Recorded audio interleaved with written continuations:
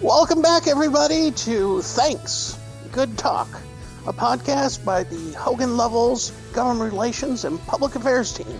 Today we have a really exciting lineup. We have two of my favorite colleagues, or favorite colleagues for today, I should clarify. Tim Bergreen. Tim, let's start with you. So tell us about yourself. Tell us how you got here. Tell us about your time, on the Hill and all your exciting career leading up to this day. Sure. Thanks, Ivan. Happy New Year. Happy New Year to you, Ches. Got to Hogan about 18 months ago after 22 years in the U.S. government, 20 years of which were spent on the Hill, most on the House side. I spent about a dozen years as Congressman Adam Schiff's chief of staff, handling all of his national security and space work while I was there as well, and then moved down to the House Permanent Select Committee on Intelligence, where I was, for a short time, the minority deputy staff director, then staff director. And then when the Democrats took the House in 2019, I was the majority staff director until I left in the middle of 2021. So very happy to be here and looking forward to a great discussion. Thanks. And our second guest is Ches Garrison. Ches, happy to have you on our podcast. Tell us a little bit about yourself. Tell us how you got to be who you are and anything else that's relevant. My name is Ches Garrison. I'm a counsel here in the Hogan Lovells Government Relations Group. I've been here for a little bit over a year at this point now. Seems like longer in some ways and shorter in other ways. I started my career out working for Senator Ted Kennedy just out of college way back when, and worked for him in varying roles of everything from driver and advance man to working on policy on the Health, Education, Labor, and Pensions Committee. Worked for him, stayed on after he passed away, and worked for Senator Tom Harkin for about a year, then decided it was time to go to law school, for lack of anything better to do in some ways. So I went to law school at Catholic University here in DC, worked for 2 years as a practicing lawyer, realized I'd made a huge mistake and did not want to be a practicing lawyer anymore. So went back to the Hill where I worked for Senator Sheldon Whitehouse on his Judiciary Committee staff for over 6 years. And just to boost my political credentials, I went in 2015 thinking I would be walking into a Hillary Clinton administration in a Democratic Senate, and spent the first almost 5 years of my career in a Trump administration and a Republican-controlled Senate. So I guess take anything I say from this point on with a grain of salt. That's, I think that's something we all have in common, right? So we all lived through the glorious years of the Hillary Clinton administration, 1 and 2, as well as probably the John Kerry administration. That was a glorious time. Well, thanks for being here, guys. I thought we would start by talking a little bit about the elections we just went through, and obviously, the resulting dynamics in both the House and the Senate we're starting to see play out. But Tim, given your sort of House experience and your political acumen, can you just start off our conversation by teeing us up and talking a little bit about the election results, what they're translated into, and how you see this playing out in the House?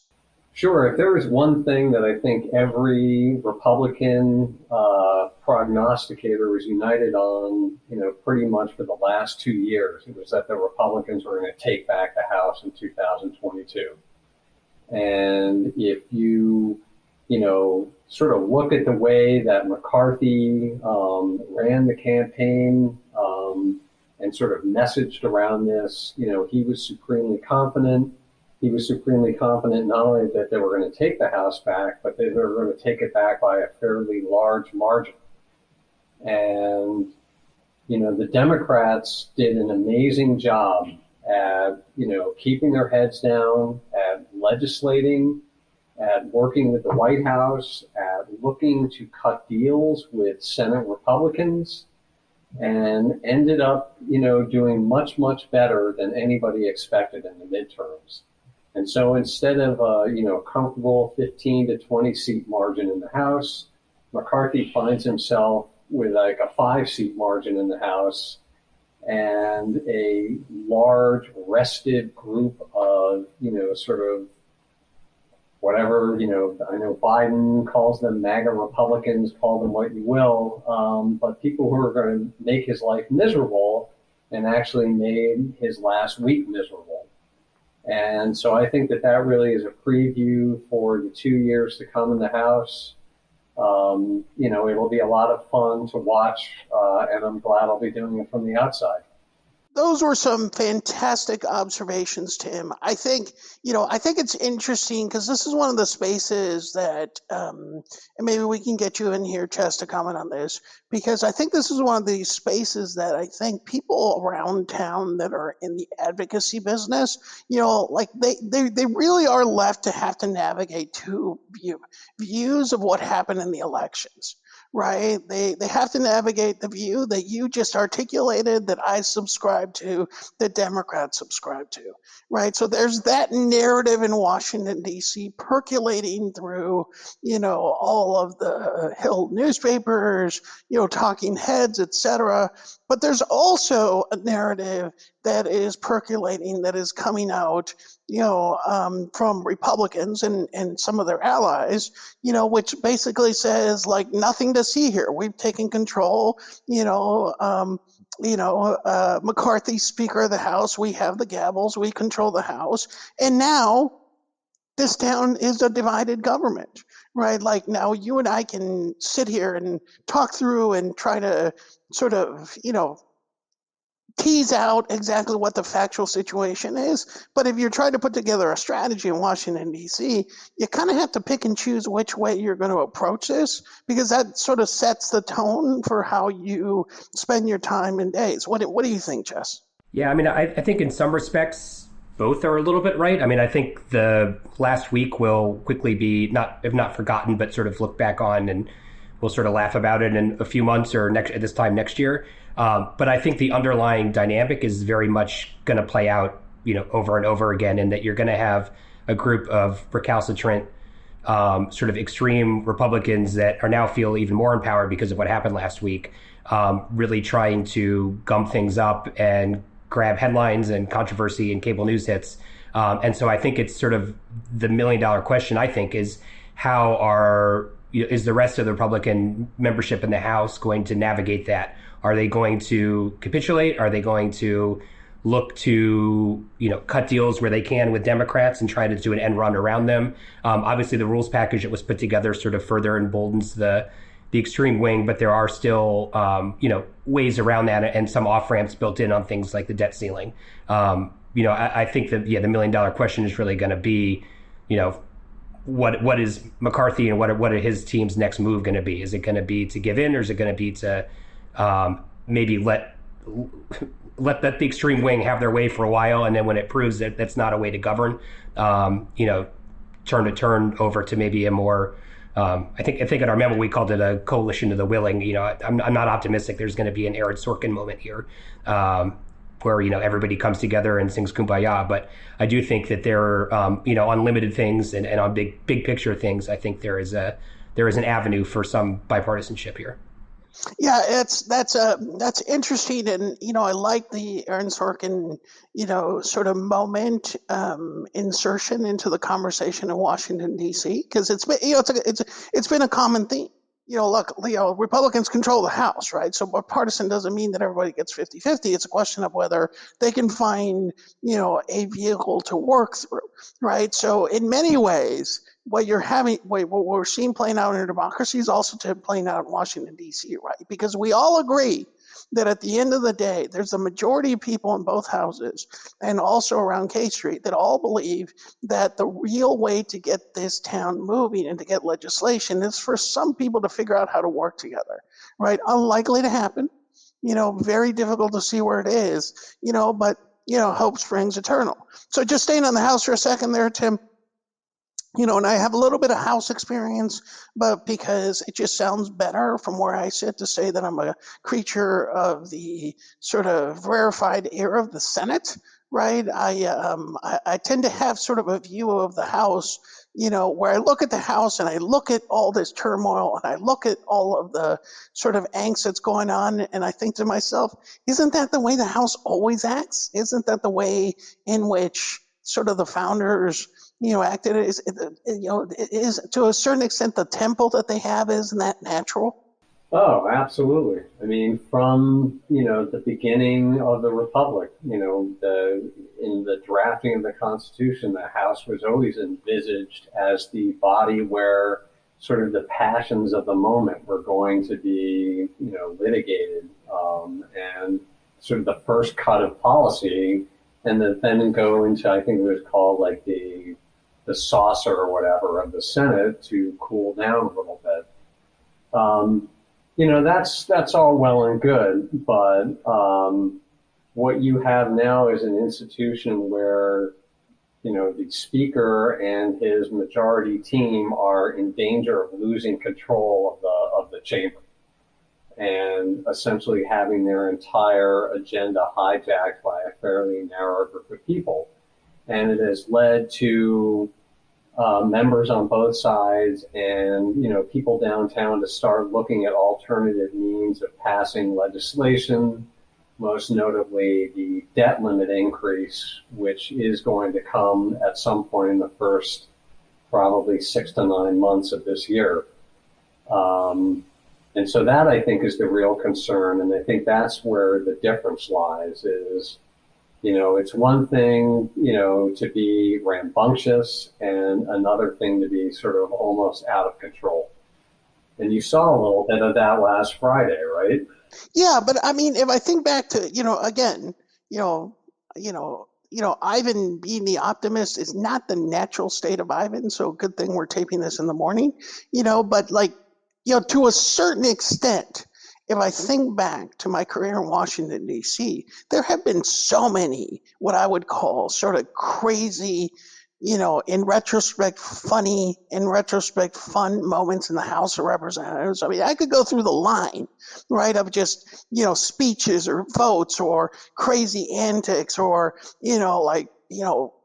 where professors in universities sit around and think to themselves, my gosh, this is no way to run a country. I mean, I think to a certain extent, the character of the House, and this is in thinking of a strategy moving forward, that the character of the House is to be the rowdy bunch, right? So if I had to draw a perfect picture for how this movie ends and being an optimist, I say the rowdies and the passion just create, sound and fury for the first 6 months in the House of Representatives, right? And the Senate slowly starts to put some stuff together, and they sort of meet somewhere in the middle towards the fall. Again, that's kind of crazy to think about and very unlikely to happen, but nonetheless, if you're trying to draw up the art of the possible, in this Congress, that's kind of how you have to think about it. I was just going to say, and there are scenes to work with here, right? There's, the House has pledged to do all the appropriations bills, to consider them individually and to allow amendments in a more open way than they had over the past few years. And then also, we could talk about this in a few minutes after Chess adds his comments, the whole focus on China in this Congress, both in the House and the Senate. Yeah, no, I mean, I think that, I see snippets, right? So as an analyst, as somebody that talks to people around town, clients, former employers, friends around town, I do see, I know I sound crazy, but I do see snippets of how this comes together over time, or it can, right? As long as there's enough willing people. Now, shifting over to the Senate, Chess, you and I both come from that rarefied era of the Senate, and we've been anguished for, a couple years to see the Senate evolve and act a little bit like, well, Tim, no offense, but act a little bit like the House, right? So, all kidding aside, part of the fun of the Senate is that it's such a strong institution with such cultural norms that sort of make things, work in a way that you can't explain it to constituents. But if you're in the Senate, you can see the genius of the institution as it operates, right? And we've lost some of that. And, maybe the question to you is starting off with, how did you see the elections play out? But also, are you seeing any snippets that perhaps the Senate may go back a little bit to the institution that we all admire so much? Yeah, I think just in terms of the election, I think by and large, Democrats were pretty pleased with how it turned out. I think getting the extra vote, not a ton has been made of it, but getting to 51 is kind of a huge deal procedurally. It means they can clear bills out of committees. They can do nominations on a shorter time period without as many votes. So that really clears up a fair amount of sort of procedural headaches. I do think it's worth looking back at what was accomplished last Congress, and Democrats really got a lot done between the CHIPS bill, the infrastructure bill, the Inflation Reduction Act, sort of headlining that's a big, those are big accomplishments. And to get all that done with a 50-50 majority, I think is a huge accomplishment for Democrats. And I actually think that getting those big ticket items out of the way makes Democrats probably a little bit more willing to play ball on some more moderate bills and moderate compromises with Republicans. So I think it sort of cleared the decks of the big things Democrats sort of need to do going into 2024 to show that we're delivering for the American people. And I think can kind of open up and free things up to try to, have smaller, coalitions of Republicans and Democrats get together and work on some, it's not, I don't think they're going to pass anything as big as the infrastructure bill again in the next 2 years, but to work on other issues, I think it sort of clears the air, clears the deck. And so I am actually optimistic that sort of the timeline you set out, Ivan, in terms of, it's going to take the Senate a while to get itself organized, to get rolling, but, hopefully by, mid to late summer, there is some momentum and some legislative momentum. And I generally agree that the Senate is a different institution than it was when I worked for Senator Kennedy in the mid 2000s. I was sort of shocked when I came back after being off the Hill for about 6 years, how much the place had changed.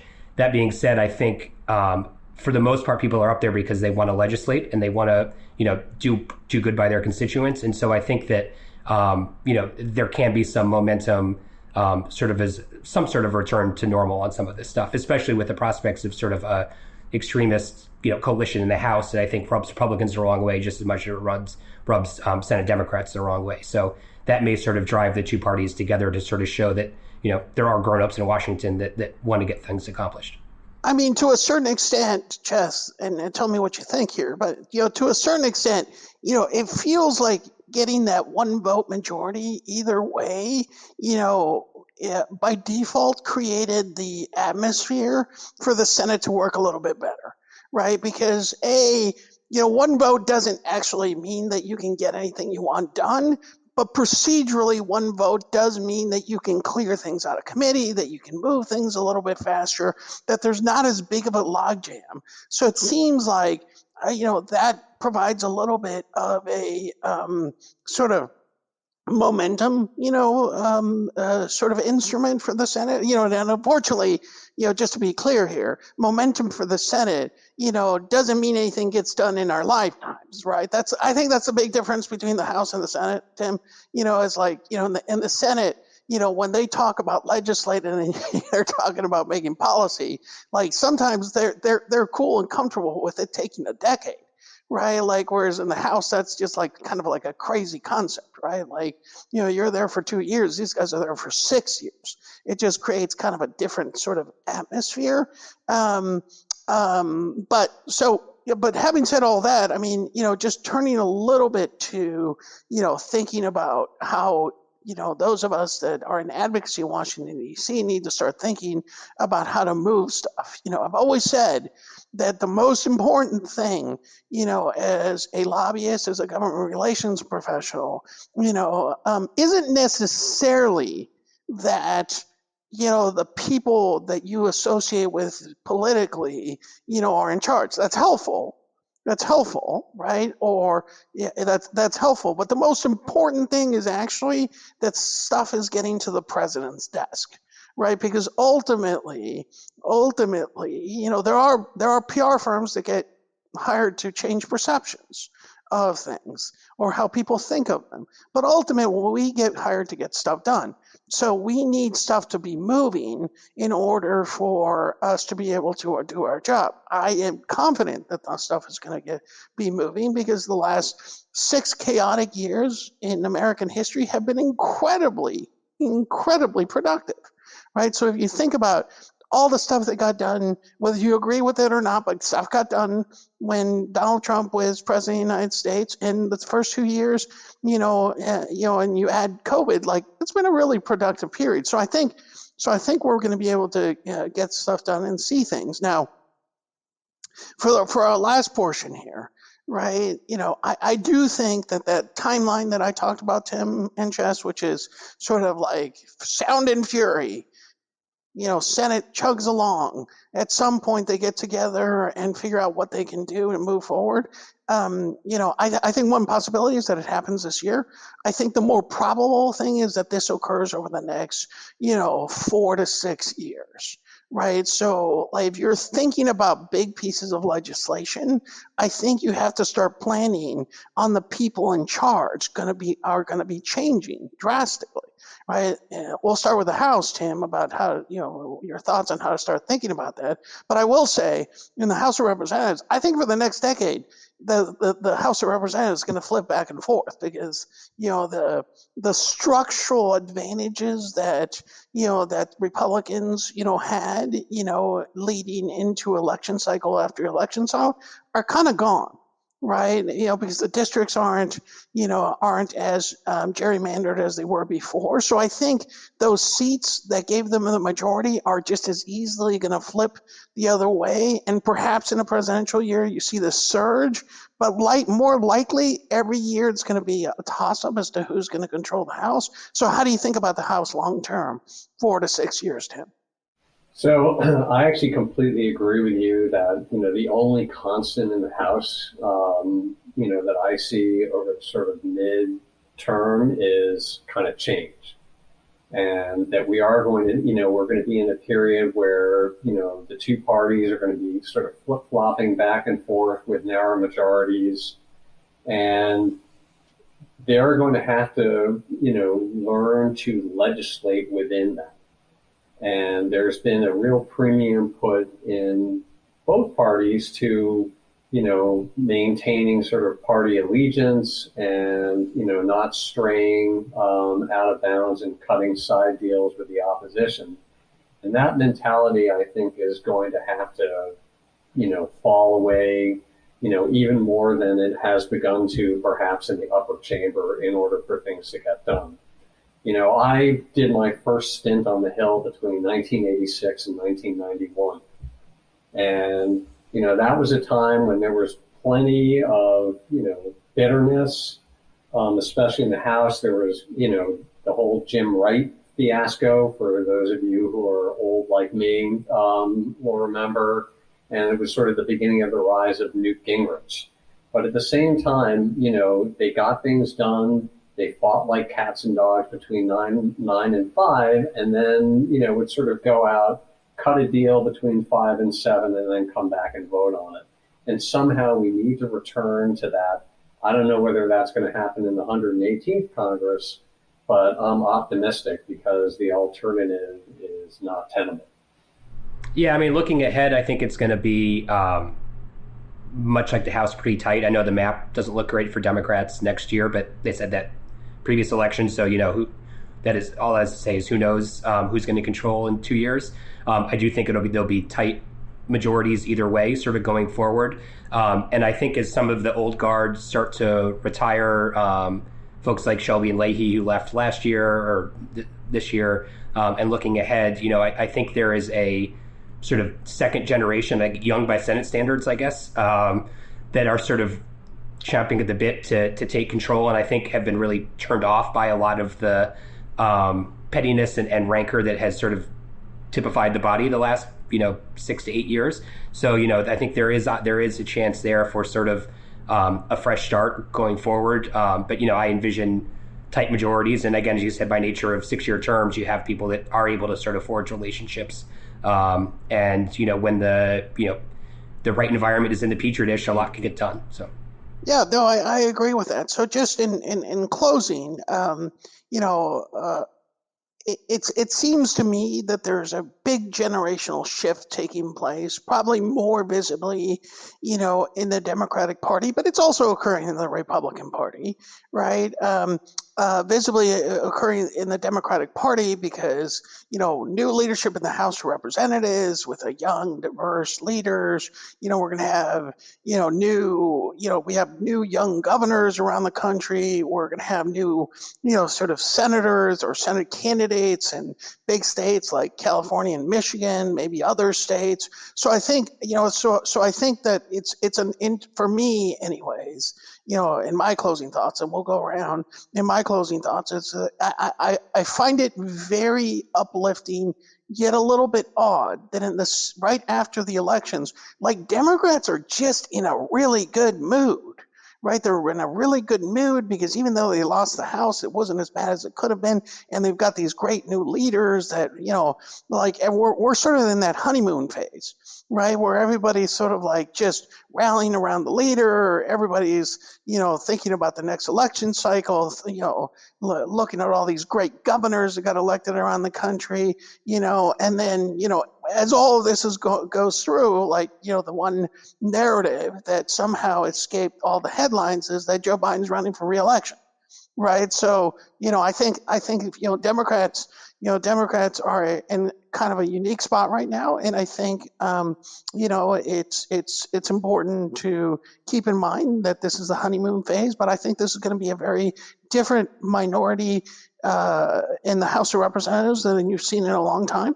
Much more engaged, much more sort of focused on teeing things up for 2 years from now in a very realistic way. And I think a Senate that is probably going to be more functional than it has been, which is not to say that things are going to get done, because a functional Senate just means, that there's less quorum calls, right? And that people are talking together about big pieces of legislation. And ultimately, as I always say in the Senate, the Senate's working well when everybody's equally unhappy about what happened. So, Tim, closing thoughts on your side. So, I think if someone wants a sense of, where the House is going in terms of dynamics, a great place to start would be to go back and watch the speeches by both Hakeem Jeffries and Speaker McCarthy last Friday into Saturday night, which most people, sane people at least, were sleeping through. I think that there is energy and optimism among Democrats. I agree with you, Ivan, that we're in the honeymoon phase. But all things considered, I think that the prospect for Democrats to, sort of meaningfully contribute in the House is, much greater over this cycle than we had thought it would be a few months ago. And actually, I kind of share your guarded optimism. Chess, over to you. Yeah, I think the way I look at it, in the Senate side and to some extent with Dems in the House, I think there is a lot of pride of what Democrats have accomplished in the last 2 years. And I think there is a sense that we want to try to do what we can to continue that momentum legislatively and then roll that into, the 2024 election, which will be upon us before we know it. And I think, as you mentioned, it's not gotten a lot of headlines that Biden's running, but I think, again, there'll be a distinction drawn between what should be a fairly organized Democratic primary process versus what, could be a jungle primary in on the Republican side with, depending on what President Trump decides, with a lot of members and running, a lot of governors running, and sort of, potential for chaos to ensue. So I think as Democrats, I think we are for once in a good and organized position going forward. Terrific. Well, thank you for being the first guest on the podcast this year. That's it. That's all. It's politics. It's the life we've chosen for ourselves. Thank you for listening.